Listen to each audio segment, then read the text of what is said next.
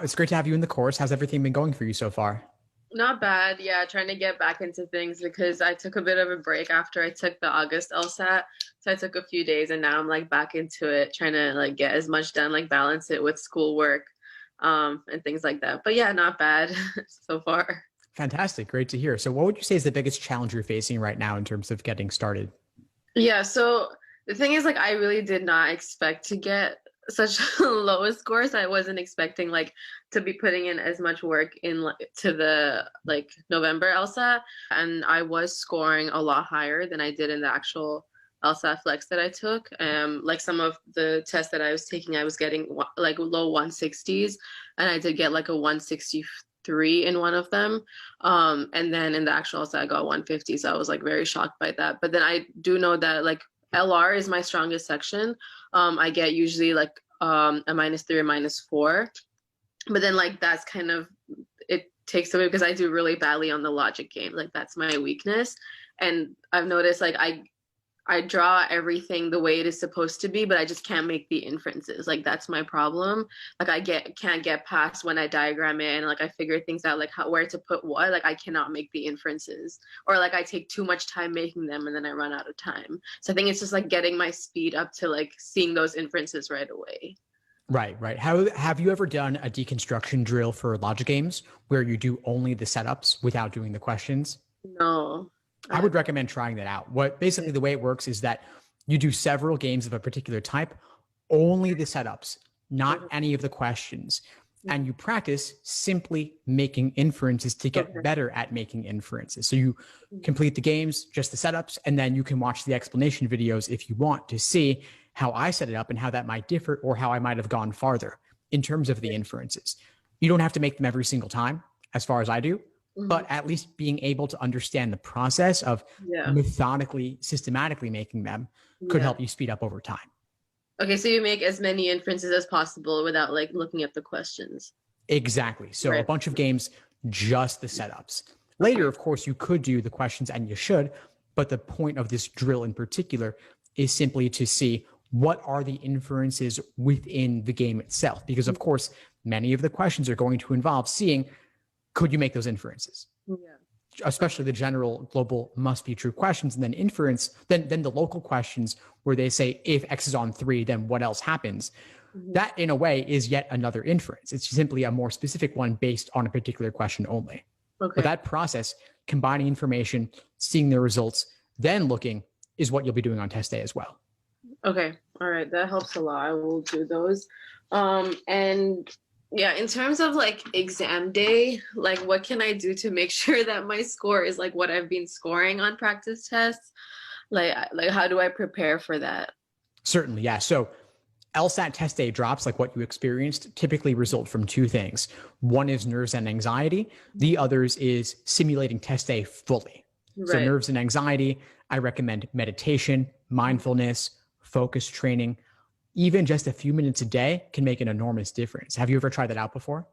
No, but I've been thinking about it, like meditation and things like that. I think it will help. So I should get started on that. Okay, well, do you have 5 minutes between now and when we meet in class tonight at 8 p.m. Eastern? Yes. Okay, so take 5 minutes and just do it. Okay. Just do it just 5 minutes. If 5 minutes is too much, do 3. If 3 is too much, do 1. 1 minute, just mindfulness. I've got videos inside the course on this. I even invited a yoga instructor to do some yoga and meditation classes, and she's generously donated her time to the course. And so I have them in the course. I also have some on my YouTube channel as well in the meditation playlist.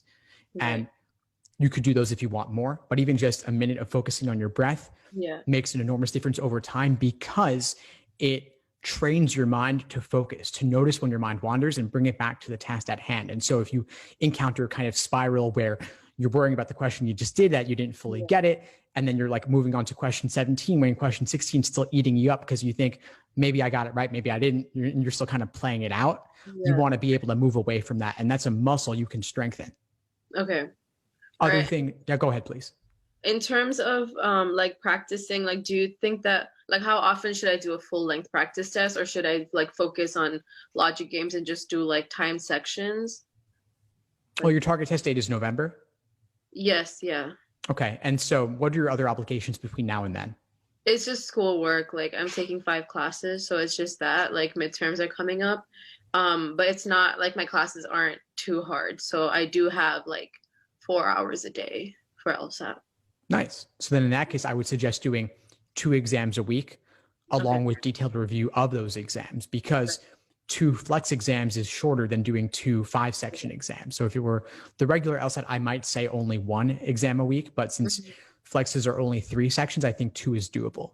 2, okay. Yeah, that's what I think I did wrong last time, is I didn't do an in-depth review. Like I'd do it, like I'd see what I got wrong, and then I'd look at the right answer. I'd be like, okay, that makes sense, and then move on, because I wanted to get as many questions in. But like you said, I think I need to do an in-depth review. Like that's and I talked about that for logic games a little bit with just doing the setups as a drill, but also for logical reasoning, which you mentioned as being a problem area. Use the Socratic review method I outlined in the course, where your task is really to figure out where your misunderstanding stemmed from: stimulus, question stem, and answer choices. Any of those areas, potentially multiple, and noticing all the little tricks and traps they lay. And so I go into that more in depth in the course, but actually writing out and articulating your review process is going to be the biggest game changer. Okay. Is there any other advice you have, like for reading comprehension, other than like doing practice passages? Is there anything else I can do? There's no reason to ever go beyond actual LSAT material, especially if you're taking the LSAT in only 1 month. Yeah. So I would stick with the actual reading comp passages, but I also have drill recommendations in the course about reading comp specifically, helping you figure out what level of note taking makes the most sense for you. Yeah. Folks often do too much in terms of detailed note taking when the time constraint doesn't allow for too much. So what's your current inclination as far as note taking is concerned? Very brief summaries, just like this is what this person said, or this was opposed to that, and then like the final paragraph is like bring those 2 arguments together, just like 3 or 4 words to what the paragraph said, and then so you can see the strain, like where, like what the argument is in the passage. So that's Is that working for you? It is, yeah. But then like I think I get caught up in the details still. Like I need to filter out like I need to be able to recognize what information I need to retain and what I don't, because I retain like unnecessary information and then like get confused with that. So I need to like focus on what's important, but like I need to be able to tell what is and what isn't to be able to do that. Yeah.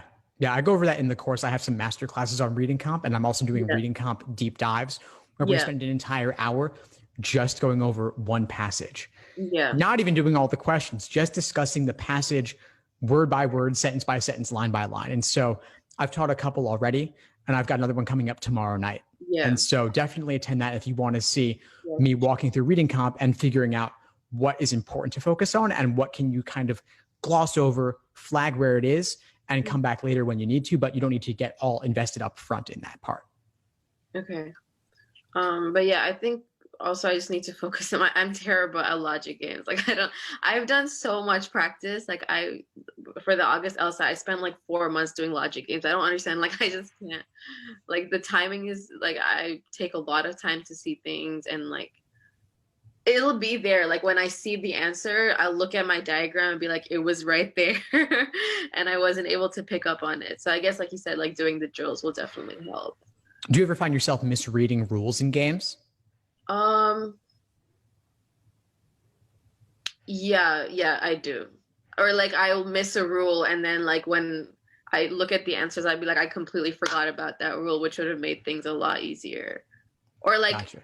Also my like way of doing it is very messy, which I realized I need to fix, because like it's all over the page. Like I need to like make the diagram and then move to the next question, make a diagram, but it'll just be like all over the place. I'll like get something wrong and like scratch it out, but then like that will be important for later.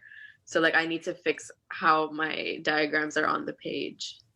Gotcha. Okay. I actually take a photo of one of my diagrams and show it in the games masterclass, the first one. So take a look at my logic games masterclass in the course, where I show you how I would lay it out on an actual piece of scratch paper. Yeah. But as for your issue of potentially forgetting a rule, what if you, as a drill, you also simply memorized the rules and Yeah. then rewrote them without looking. Yeah. To test your short-term working memory and build it up. Obviously, there are natural limits we hit, and Yeah. logic games and the LSAT as a whole is meant to push past those. Yeah. But there are only typically 3 to 5 rules for a game. Yeah. So the indented ones at least. And so if you just wrote them out, diagrammed them, symbolized them, and then flipped over the page or created a new page and rewrote as many as you could you get them all over time? Yeah, so like yesterday I did one, and basically it was like, oh, N is in slot 3, and like I put it there, but then when I like did a few questions later, like 4 questions later, I like forgot that N was in 3, so then I like drew it out, I mapped it out without N being there, and that obviously turned out to be wrong because like it was a thing that was required for the rest of it to fall into place, and I forgot about that, so I need to like keep that in mind. But I guess that comes from like where you put it on the sheet and like how neatly it's done, because I like keep scratching out things, which I think I shouldn't do. Yes, you've got to keep it neatly and cleanly organized to the point where you could understand it a week or two later and a month or two later without having done it in between. So are your notes comprehensible to you yourself? They don't need to be comprehensible to anybody else, but you've got to be able to understand them, and keeping it organized is part of that. Writing neatly is part of that. And something like N on 3, obviously it's best if you can commit it to your working memory and keep it in there. But if you also have a side of the page where all the rules are listed very neatly that you can just refer back to whenever necessary, that'll help you make sure you're not missing anything. And would you recommend that you do a diagram for each question, or like just go back to the old diagram and work around that one? For local questions, I would make new diagrams each time. Otherwise, it gets messy, and then you're losing the benefit of your previous work. So any new local if question where you're not already using previous work alone, I would draw a new diagram. And that could be a minimal one. You don't need to number all the slots every single time. Yeah. But you want to at least draw the 7 slots and insert whatever the local situation is for that particular question. All right. Okay. And are you going to be doing any like sessions, like the study sessions that you've been doing, any of those for logic games? Yeah, I've got some on the schedule. The very first activity in the course, I list all the upcoming classes for the next month, but I'm constantly adding more all the time, and I switch things around occasionally based on student requests. So I will be doing a logic games one coming up. In the meantime, I have the vast majority of logic games explained, not even inside the course, available for free on the YouTube channel. And I've got more of the strategy stuff like the master classes inside the course. So make sure you're using all of it. All right. Sounds good. So drills for making inferences, and then 2 exams a week, and then in-depth review of those. Correct. There's also logical reasoning, Socratic review method, reviewing the reading comp master classes and deep dives in the course, and even just 1 minute of mindfulness meditation between now and 8 tonight. All right, perfect. Sounds good. Thank you so much, Steve. That's really helpful. My pleasure, of course. I'll see you in class soon. Thanks for tuning into the show. Please subscribe if you haven't done so already to be notified of new episodes as I release them. And feel free to reach out if you need anything at all as you move forward with your prep. I'm happy to help however I can. In the meantime, I'll wish you all the best and take care.